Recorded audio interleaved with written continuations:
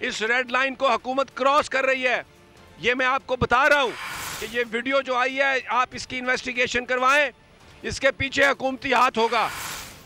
और ये अदलिया को इस वक्त ज़ेर असर लाने के लिए ये प्रोपेगेंडा और ये सब कुछ कर रहे हैं।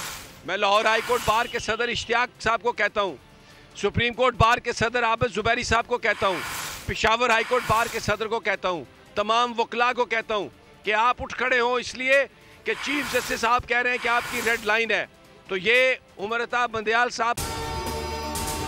अगर आपको ये वीडियो पसंद आई है तो लाइक पर क्लिक कीजिए। था हुकूमत का फिरौन को भी नशा, जुल्म पर जुल्म वो खलकत पर करता रहा।